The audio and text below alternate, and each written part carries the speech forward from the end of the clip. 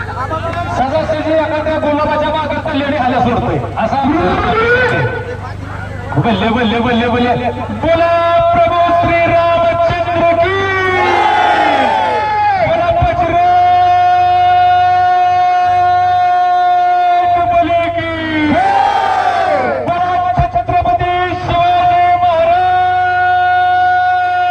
की बोला आई राजा